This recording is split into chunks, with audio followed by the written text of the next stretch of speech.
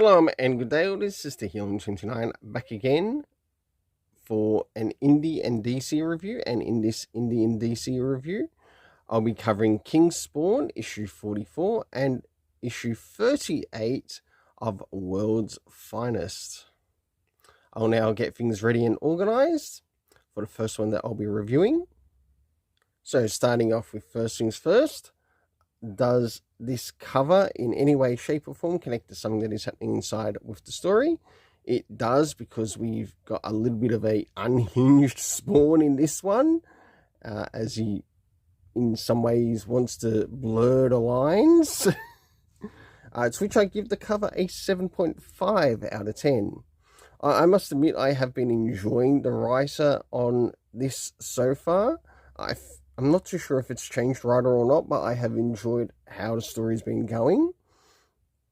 So now it's time to move into the area of the internal art as we have a look around the beginning, middle, of course, the end, and what's also happening story-wise with the characters.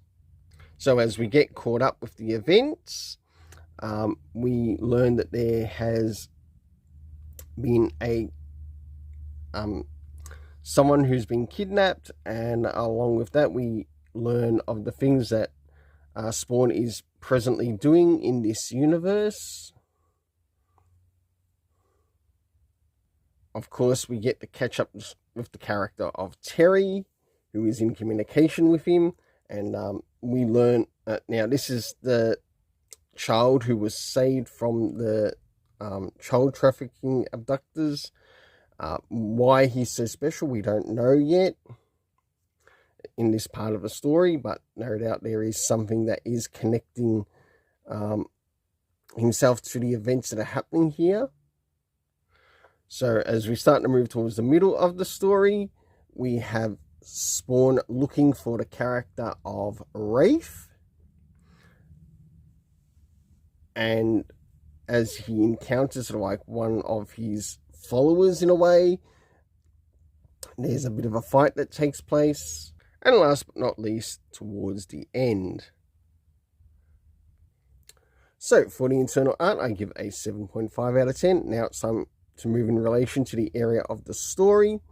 So, first things first, do we get any comic book references to any of the previous issues? No, we don't. Next is the area of time. None at all. Next is the locations that we get to see within the story. To which we end up getting the Tinkerer's Workshop, which makes an appearance. Next is the cast of characters consisting of Spawn, Rafe, Terry, Jake, Kate, Cyan, and Mike Lynch. For the overall story rating, I give it a 7.5 out of 10.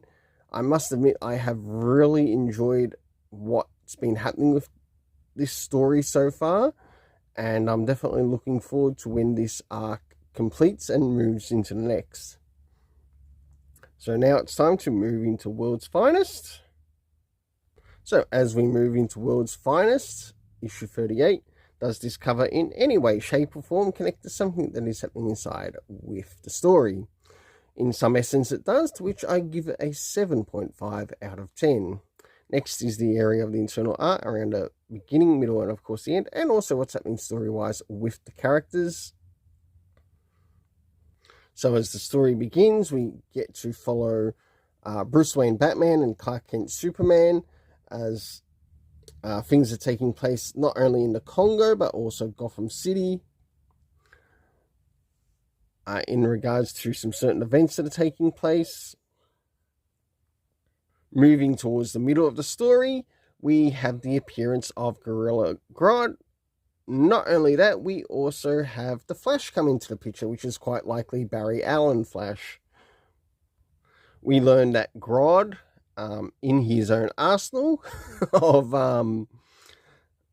gorillas, also has one that also has green kryptonite vision, which I think is actually quite clever in how they're sort of like showing his character in this particular event of how he's also able to affect Superman.